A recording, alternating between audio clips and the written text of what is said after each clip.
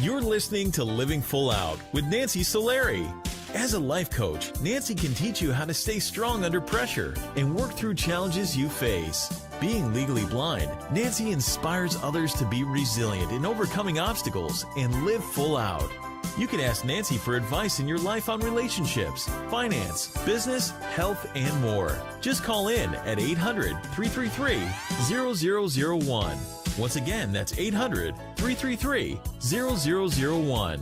Now, here's Nancy. Hello and welcome to the Living Full Out Show. My name is Nancy Solari, and today we're talking about pressure. I'm raising my hand. I mean, we all have pressure, right? It's how do we manage it, though? How do we quantify it so it doesn't take over our lives and we don't give it too much power? How do we do that? So we're going to be talking about that throughout the show. We're also going to be joined by our inspirational guest coming up in our next segment, Tanya Marin. She's going to be talking about her journey with having an eating disorder, going from anorexia to bulimia, but finally into recovery. And how is she living up full out today? How is she preventing herself from those triggers that might pull her back? So you don't want to miss that. Also, go to livingfullout.com if you want to hear today's show again, because we want to make sure that you stay supported as you handle these pressures. Now, I'm getting word from our producer that we do have a caller on the line. We're going to go say hello to them. Hi, welcome to the Living Full Out Show. Hi. Hi there. How can I help you today? What's going on? Hi. So I have a question because I'm a single mom right now, and I'm trying to balance my life between my school, my son's school, and then my work. So I don't know if you can give me like an advice with that, or you can help me out, because sometimes I feel so stressed out that I don't know if I'm doing something wrong with my son's life or with my life, and I feel like sometimes that it's overwhelming for me. So I don't know if you can help me with that. Well, first of all, thank you so much for calling in. And I have so much respect for single mothers. Okay, I grew up with a single mother. Thank you. She had 3 daughters. And so first of all, I want you to take a breath. Okay? And I want you to always remember to breathe. Because the thing is, you have a lot to manage, a lot to handle. And the responsibility of your son and making sure that you go to school and you get your degree so you can get a better job, right? If we allow ourselves to layer, and layer, I'm talking about layering on thick all the pressure, then it'll feel like the steepest mountain ever. But it's your responsibility, and this is the biggest responsibility out of all of them, to take care of you. Because if you allow yourself to get whittled down, tired, depleted, sad, overwhelmed, then you can't give to your schoolwork, your son, your work, right? So it's really important that we take care of you. And I have no doubt, I'm going to sleep so well tonight that I have no doubt that you're an excellent mother. Okay? Check. Thank you. Natural gift, I can tell you got it. And I know you have a drive to do well in school. So again, check. Okay? But now let's talk about the you time. What have you done for yourself today? Just today. What's one thing that you did for yourself? Honestly, nothing today. Right? And what did you do for yourself yesterday? Selfishly, all for you. What did you do? Nothing. Okay. Now, I'm not going to torture you going, 5 days back. Nothing. But do you see how you can't put yourself last? I realize that on certain days, your son may be the bigger priority because something might go on. He might have a talent show, or it might be a parent-teacher conference, or he might be sick. But then, and I know at sometimes school, you might have an exam or a final or whatnot, so that takes front seat. But you can't have every day the answer to how you treat yourself be nothing. So let's talk about something that you can do, okay? And not everything has to cost money, okay? What is one thing that would just bring a smile to your face today that you can do? Probably just take a moment for me, read a book, or just like breathe and take everything slow. Do you think when you consider all the things you have to do today, do you think you can find 10 minutes for yourself? Yeah. You think you can find something where your son's busy watching a movie or doing homework, or and you can just carve out 10 minutes where you could go somewhere and be by yourself. And in that 10 Yeah. minutes, you could go on your computer and watch an inspiring TED Talk. Maybe not the whole thing, but some of it. In that 10 minutes, you could think about songs that make you happy, that inspire you, and just selfishly take 10 minutes to hear, 3 or 4 songs.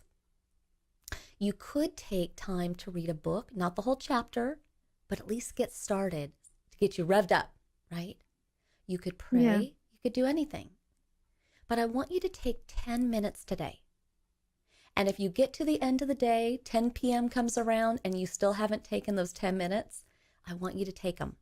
I know that might seem like a little bit conflicting because you're like, I want to go to sleep. I want you to take the 10 minutes because it's about reclaiming that time for yourself. Okay? And then tomorrow, I want you to do 10 minutes. And the next day, 10 minutes. Okay? Once you've mastered doing 10 minutes a day, I want you to up the ante to 15 minutes. And that for 3 days, do 15 minutes. And then over time, you're going to feel less stressed. Isn't that exciting? Serious. Right? So 'cause remember, you're an excellent mom, check. You're a great student, check. But the box that says I'm treating myself well, it's waiting for you. It's just longing for you to say, please check this box. So take today to check it. Yeah. Okay? Yes. Okay. Yeah. I believe in you. You can do this. Okay? Thank you. Thank you, Nancy. You're very welcome. Have a great day. Thank you for calling in. And I'm with her, right? We can all feel the pressure that she's under, but we have to take time for ourselves. It is so important. Now, I'm getting word from our producer that we have another caller on the line. We're going to go say hello to them. Hi, welcome to the Living Full Out Show. Hi, thank you for having me. Absolutely. So what's going on? How can we help you today? So my question today is, how do I adjust living at home again after being independent and living on my own in college for 4 years? It pertains to how do I live under a set of rules, kind of, for lack of a better term, being treated like a child after getting all this independence and just being on my own and living on my own. You know what? I love that you asked this question because I'll be honest with you. Most students, when they graduate, they do go home. It may not be for a year, but they do go home just to kind of do a reset. What am I doing next? Right? And so don't feel like going home is a step back because it's actually something that most people do. Okay? So first of all, let that roll off your shoulders. Okay? Secondly, It's okay to have some rules because if there were no rules, and there are households with no rules, and they just let you do everything you wanted, they paid all your bills, they basically rolled out the red carpet for you, there may not be an incentive for you to leave again. And the thing is in life, we need incentives. We need to, it's kind of like when someone wants to lose weight, right? They need to feel a little out of shape to want to get back in shape, right? But then at the same time, they need to feel the soreness of the muscles, working out in order to feel like, gosh, something's happening. It's the same thing when you go home. Although it'll be a little uncomfortable to have these rules, you need some rules there to remind you and to keep you looking forward to your own place. Okay? So let that fall off your shoulders because that's just is, right? Now, here's where you want to, step into action. Do you live with your mom and dad or just one parent? I live with both my parents and my brother. Okay. And are both of your parents 100% on the same page, or do they kind of function a little bit differently? They're pretty much on the same page. Okay. You want them to start to look at you as the man that you are. You may have left college a boy, but you graduated as a man, right? And Exactly. And I would have like a family meeting. I don't know that your sibling needs to be a part of the meeting, although they can be. But I think it's really you just sitting down with your folks, saying, gosh, I want you to know that I do respect your home rules and I will respect them. But I also would like to negotiate a few of them if we can. So if you go in there almost businesslike, right? And some things you're accepting, some things you're negotiating. And then what they're looking to see is how much have you actually grown up? You could even find places where you could do things without them asking. Listen, I know you guys are, I know I'm living here for free. So you know what? I'm going to do this. I'm going to do that. Take out the trash, you name it. So if you do those things, I know they'll look at you differently and respect what you need. Okay? Can you do those? Yeah, we meet in the middle on a lot of things. Well, I have to go to a break, but if you do that, I know you're going to do great. Okay? Thank you for calling in. So much. Take care. Bye-bye. Bye. You're listening to Living Full Out with Nancy Solari. With Nancy's expertise, you'll learn how to embrace your potential and strive for success. If you have a question or need further support, send us an email at connect@livingfullout.com. Now, here's Nancy. Hello, welcome to the show. My name is Nancy Solari. This is the Living Full Out Show. And so excited to have all you here today. Not excited because we're talking about pressure, because we all have that, but excited because we have the opportunity to release those pressures from our life, to find solutions to our problems. I mean, that's what the game of life is all about. How do we overcome those obstacles? And I'll tell you, each week we try to bring you guys inspirational guests that will really allow you to look at your life in a different way, to teach you a lesson that you can take to heart and apply to your life and allow you to get over those hurdles. And our inspirational guest today, Tanya Marin, is a perfect example of what it means to manage pressure, yet get through the fire, get through the expectations, the disappointment, and be able to come out to the other side and be happy with who she is, proud of who she is. So I'm going to welcome Tanya to the show. Hi, Nancy. Hi, thank you so much for joining us. And I wanted to Thanks for having me. Absolutely. And honestly, what we're talking about today, I mean, the biggest part of your journey, what you had to overcome, was an eating disorder. And that is really kind of a silent epidemic that a lot of people have, whether people are overweight and they abuse the binging of food, or they're underweight and they fear everything they put in their mouth. It's this torturous, love-hate with food. And I know you went through that. Yeah, definitely did. Yeah. And it started for you around age 13. And can you explain to us the pressure that you were under from your sister to your mother? Because it kind of started there. You didn't come out of the gate as a child analyzing all your foods. It was somewhat of the pressure of your family that kind of triggered it. Yeah, and I think just, not only my family, but society in general. When I was 13, I felt that my body didn't look like everybody else's. I kind of matured a little bit before my classmates, so I was definitely on the heavier side. And I think that having that pressure from your mom, because of course I see it from a parent's perspective. You obviously want your child to be healthy, but sometimes putting someone on a diet or purposely taking away foods from them at such a young age really it affected me personally with my relationship with food. I started putting certain foods into categories.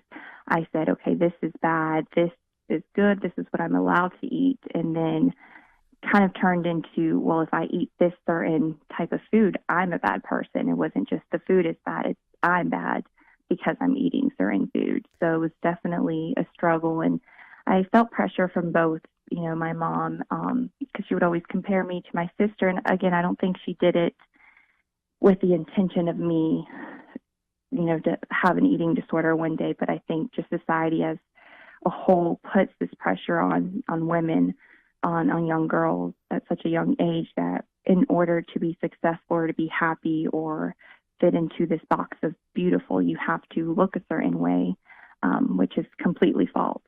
Now, the scary thing and almost confusing is that as you started to lose weight, you were applauded for it. And in some ways, it encouraged you to keep going. Yeah, and I think that's what really made me feel even more guilty when I did eat something that was quote unquote bad. I felt like I had to hide it from everybody because they were going to ridicule me for not being, I guess, strong enough to resist those certain foods. And I think that the more that I would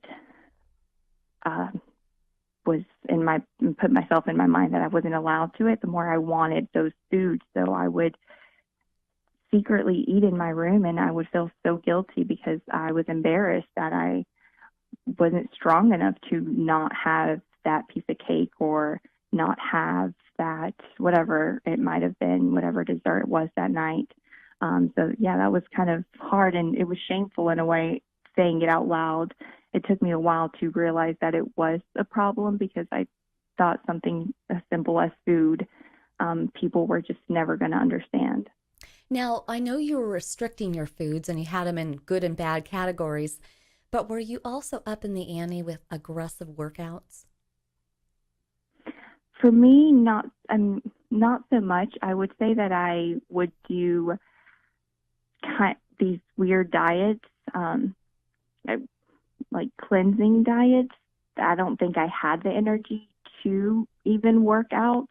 But when I did work out, I wanted to make sure that I was going to lose 5 pounds that day, as ridiculous as it sounded. But I would put on this like jumpsuit that made sure that I was sweating a lot or going to the sauna or work out that entire day, because I felt like I had to save my energy because I would only eat enough to be able to work out. And then the rest of the week, I just didn't have the energy to do all of those workouts.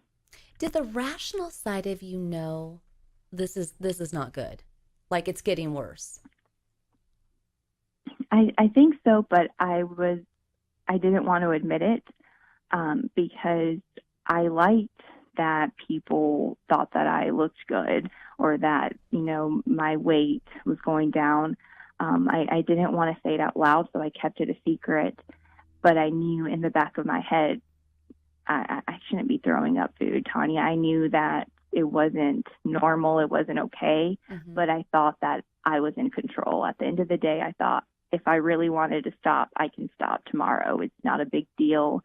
But yeah, and it turns out that wasn't the case. And a lot of these behaviors are learned. I know that you watched your sister and your mother diet, and you learned that.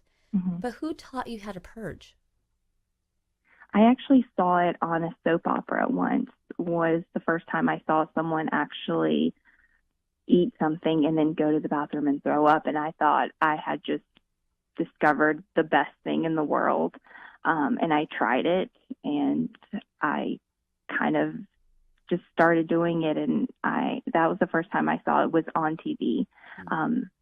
And I don't recall if they portrayed it in a good way or in a bad way, but I just remember it was actually a family show, but yeah, that's where I learned. And did you keep as far that a as throwing secret? up that behavior. Did you keep that a secret, or did your mom or your sister know you were purging? My mom eventually found out because I told one of my cousins, because she struggled with her weight as well. So I thought I was doing her a favor, and I remember one night I was like, "All right, I'm gonna tell you my secret. It's the best thing ever." And I told her that I would throw up, and she told on me. So my mom started watching me, and I remember being so mad at her because here I thought, I was like, I'm helping you, and you just completely betrayed me. And you but turned I know now on me. Well, Tanya, Yeah. I want you to stay with us because we have to take a commercial break, but I'm telling you, your story, thank you for being so honest and raw in telling it, because we want everybody listening today, if you are experiencing any of these behaviors or thoughts that she went through, we want to make sure that we get you back on a healthier track. So Tanya, stay with us. Everybody, we're coming back after this break. This is the Living Full Out Show. I'm Nancy Solari. Stay with us.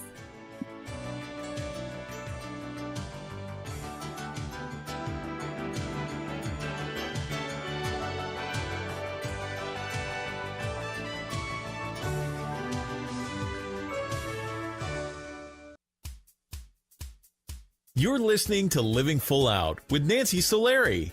As a life coach, Nancy can teach you how to stay strong under pressure and work through challenges you face. Being legally blind, Nancy inspires others to be resilient in overcoming obstacles and live full out.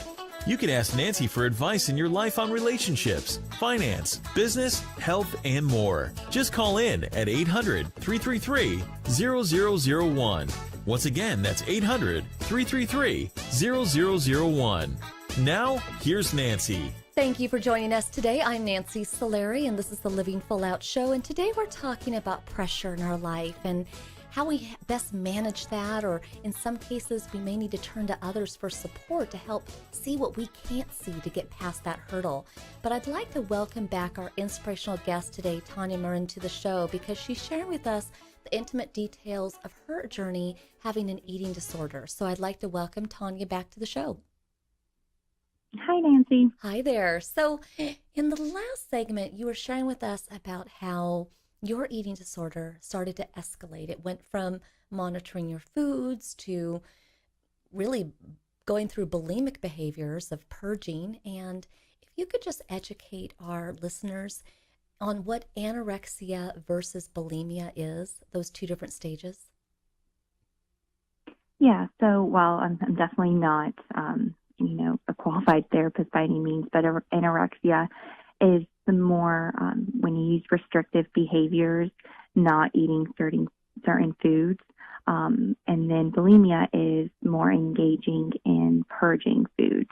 And that for me is more what I struggled with, was a mix of more definitely bulimia, because I would purge, I would binge and purge a lot. And there's also, binge eating disorder as well. I think people tend to forget about that one. Mm-hmm. And when you were in the process of purging, because it really became your new way of living, your new way of eating, Mm-hmm. were there times that you would look at yourself in the mirror in that bathroom and just cry? All the time. I would step on the scale, and those numbers had such this impact on me, and I would cry if to be honest, no number ever really felt low enough. I looked in the mirror, I never felt good enough. And I was tired of feeling that way, and I would break down and just cry because I wanted to get better. I didn't know where I went wrong, because like I said before, I thought I was in control. And then here I was crying because of a number that I saw on the scale, and I wanted so bad to get better, but I didn't know how to. So yeah, there were many nights or even days, mornings, where I would just sit in the bathroom and cry because I didn't know how to stop thinking this way and how to not see myself in such a negative way. And you went through months and years of this behavior. And what were some of the things in terms of the way that you damaged your body? I think one of the biggest things was just my throat and my insides. Obviously, I thought that I was, again, keeping it under control. So I thought as far as my inside or my personal health that I was okay. But then when you do go to the doctor and you get that blood work done, you realize you're not okay. I hadn't had a period for almost a year. Everything that I did try to eat was very hard to kind of keep down. I felt like food was always kind of stuck in my throat. My teeth were always hurting because of the purging, and just physically I was exhausted. I didn't have much energy and I couldn't sleep.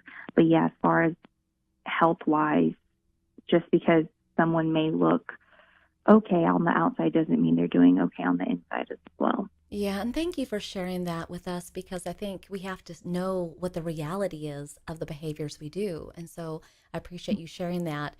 And what was the moment that you finally reached where you were just sick and tired of literally being sick and tired? You had it. I think when I went to my sister finally, and I was just like, her name's Diana. I said, Diana, I can't do this anymore, because I had dropped out of school. I didn't socialize. I think I was just so embarrassed, and I never felt good enough to be out in public. I didn't want anybody to see me because I felt like I wasn't worthy of having friends or having a life. So I would isolate myself, and I lost a lot of friendships, relationships. And I didn't want to live like that anymore. And I think one of the biggest points was realizing that I was starting to affect my family. I had a younger sister who we were going through a tough time as it was family-wise, but she would hear the way that I spoke about myself and spoke about food, and I realized it was starting to affect her. And I see her, and I think she's absolutely beautiful. So to have robbed her of, any innocence or put any negative thoughts in her head completely broke me. And I knew that I now wanted to take care of her, but I needed to take care of myself first. That is, to be so self-aware and to get to that moment and actually be able to confront that and accept that. That right there is just why you are on the show today. And congratulations for reaching that moment on your own. You weren't dragged into recovery. You stepped in on your own. And what was the recovery process like for you? It was hard. I had in my mind, I put a timeline on it. I remember I was like, okay, I'm going to start therapy, and I'll go once a week and I'll get better. By the end of, for Christmas, I'll be fine. It didn't turn out like that. I went to therapy not even 2 weeks, and she sent me off to a facility to live in, treat as a live-in house treatment for people with eating disorders. I checked myself in, and it was hard because for a lot of people, I'm sure my eating disorder was a coping mechanism.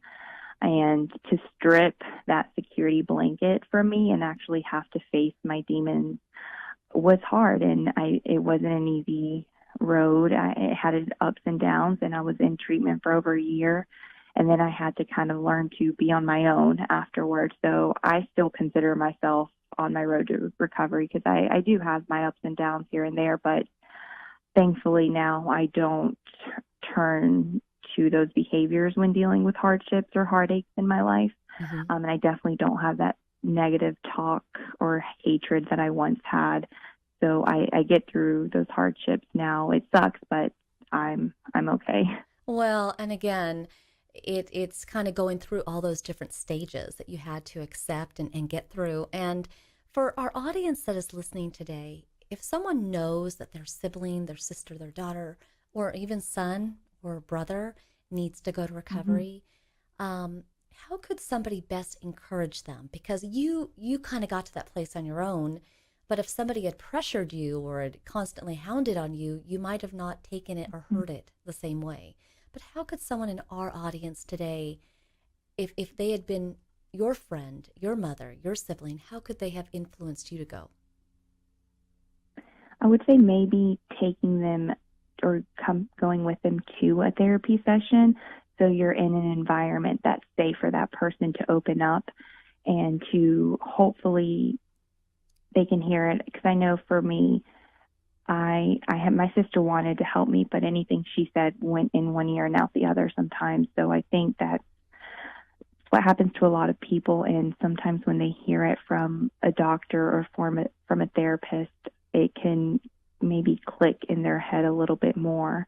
So I would say going to a therapy session with them, maybe not even saying much, but just listening and being there for them will hopefully make that decision to get help easier. That's great advice. And for somebody who's listening today who knows that they have this challenge, they have an eating disorder, but maybe they're saying to themselves, I can't afford rehab, or I have to work, I can't be gone for a year. What do you say to them? I say you can't work and you can't live if you're not healthy. I use that excuse for a long time, saying that, well, I can't go. I can't afford to go right now. But the truth of the matter is I wasn't going to have a future if I didn't get myself better first. And unfortunately, eating disorders, it's one of those things that most insurance companies don't cover, I would say. But thankfully, there is the National Eating Disorder Association. There's sites out there that can help you find, whether it be in the form of scholarships or find cheaper rehab facilities over the country, there are resources. It's just a matter of kind of searching for them that can hopefully get you or a loved one the help that they need. Well, thank you for those resources. And everybody listening, if you know somebody who's going through this or you are yourself, take some time today to do that search and see what support is in your local area. And Tanya, as we kind of round out the show today, we're talking about pressure. And I know that for someone going through an eating disorder, there are pressures, there are triggers. But what can you share with us, final lesson, tips that you can share in terms of how to best manage those pressures? I would say is have a game plan in place. This may be more for someone like me, kind of after recovery. For example, the holidays are coming up. I know those dinners, family being around, I love them, but they can trigger me sometimes. So I go in with a game plan. I have, my therapist there. I'll make sure I go to therapy that week, or I'll go to a support group. I'll have a text group with some of the people that I was in treatment with, just in case I need to step out and talk to someone. Or again, you can go to the NADA hotline and call someone. Just having the game plan and having those resources before you get in a situation where you could be triggered. One other thing, I know for my family, I speak up. I think that's another thing we forget, is just to speak up. Once talk around food, it's already hard for someone with an eating disorder to be around certain foods and in certain situations. So I think it's also important to know when to speak up and not be afraid to be like, this conversation is not helpful. Can we talk about something else? And you'll be surprised that a lot of the times we're so afraid that people are going to judge us or they're going to think that we're crazy. But at the end of the day, if they know that it's affecting us, especially family members, they won't mind switching the conversation. That is great advice to land on today. And thank you so much, Tanya, for being on our show. And we're going to be thinking of you and wishing you all the best. So thank you for sharing your story. Absolutely. Thanks again for having me, Nancy. Absolutely. And for everybody listening, take everything that she said to heart, apply it to your life, release those pressures today. We'll be right back after this break, taking your calls. It's all about living your life full out. We'll be back.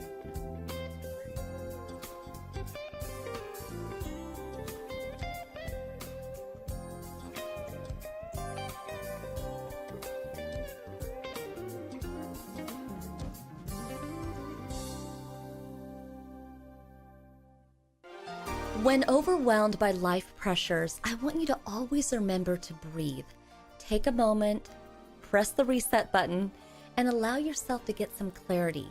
Most of all, speak out. Look to people for support. Tell them what's going on. Or go online, find resources in your local area to give you that motivation, to allow you to have stability in your life. It is never too late to get past those pressures and step into claiming your life and living full out.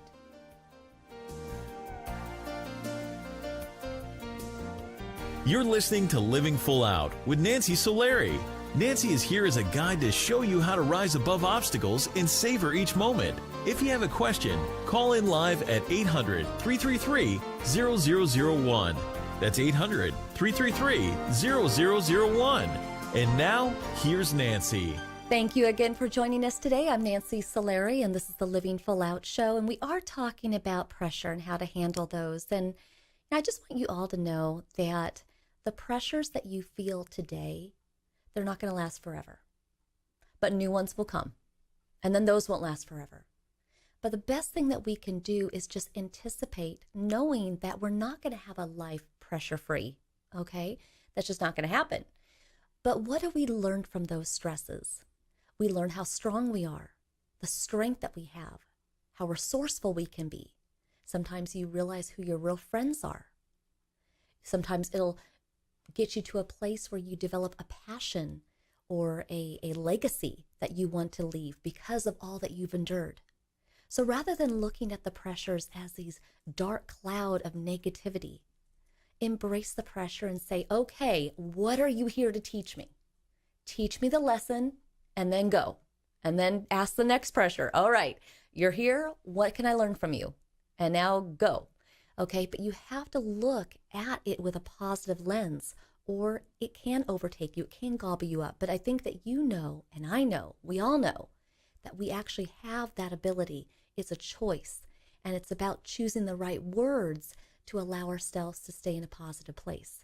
Now, I'm getting word from our producer that we do have a caller on the line. Hello, welcome to the Living Full Out Show. Hi. Hi, thank you for calling in. How can we help you? I just have a question. So I feel very vulnerable at work, and I'm new to the workplace, and I often feel less qualified and not really smart compared to my coworkers. So how do I build up my confidence? That is a great question, because we've all been there, right? We've all, whether it's our first day or we've been there for a year or whatnot, we've all had those moments where we feel competitive to our coworkers. We wonder if we're doing enough. So let me ask you a question. What do you admire most about what you bring to your work environment? Well, I'm nice, so I'm always very friendly to everyone. Okay, and actually, do you know that you get points for being nice? Nice is a good thing. Not everybody is nice, okay? They're not all nice.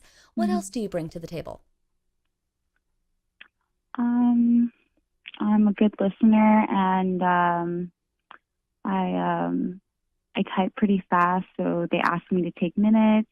I'm a good listener, I would say. So I take very good notes. Yeah. Okay, and all of those are great qualities, right? Because now you're getting into technical qualities. The taking of notes, that's a physical action. The being a good listener, that's good in a career, but also in life. Now, what do you feel that other people have that you don't have? I think the other people in the workplace are a lot more vocal. They've been there a lot longer, know what they're doing. So they talk with more confidence. They know everything that's going on. I'm still learning everything. So I kind of keep quiet more because I'm trying to process and learn everything. But it makes me feel, it just makes me feel dumb compared to everyone else. And I know that it's a new job and I can't expect myself to know everything, but it's still hard to fight the low self-esteem in the workplace. So when these people say things, do you agree with them? Yeah, because they've had more time. Well, I agree with them I ask questions. Okay.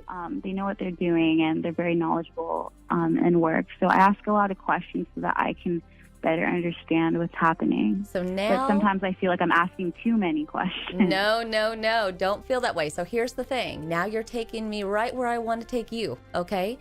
The thing is you feel like you're not good enough. You feel like you don't know enough because they're more confident. They're talking more than you are. So you know how you get talking? You agree with them. You say, I like the way you said that, or good point. Just let your voice be a presence.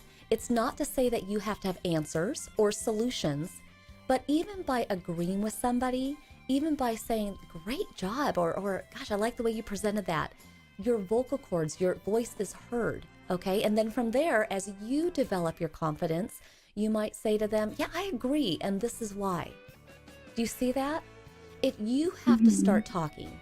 But the great thing is your talking can be like piggybacking on what they're saying. You don't have to be the one with years of experience, but you can absolutely agree with them and you can chime in. And I think if you start there, you're going to see your confidence build. They're going to hear your voice more, and then it'll all equal out. Okay? But thank you so much for calling in. Thank you so much. You're welcome. And for everybody who called in today, thank you. And I hope that you were able to get past a pressure in your life. And everybody listening today, we have that ability to let go of those pressures and live our life full out. The entire Living Full Out team is dedicated to supporting you each week. So just know that you are here. Call in anytime. Check us out on Alexa or go to your app store. Just know that it's all about living full out. Tell those pressures they have no place in your life. Get out of here. Okay? We'll be seeing you next week. I believe in you, and here's to you living your life full out.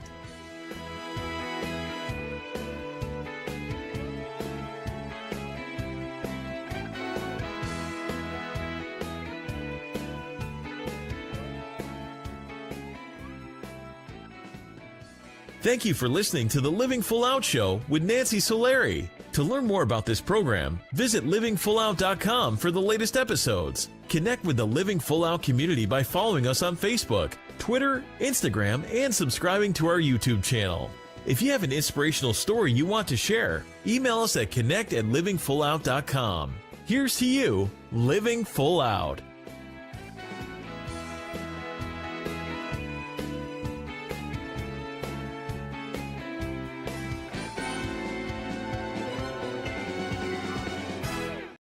Thank you for watching the Living Full Out YouTube channel. If you enjoyed this video, please make sure to hit the like button. And if you're interested in the content we provide, feel free to hit the subscribe button. Now, for more inspirational content, click the video on the right to get to know me, Nancy Solari, host of the Living Full Out Show and certified life coach, in more detail. Click the video on the left and you'll be motivated by the Living Full Out radio show and our inspirational guests and callers. Keep in mind, we welcome your comments. If you're empowered, let us know. Feel free to leave a comment. We would enjoy hearing from you. And here's to you, living your life full out.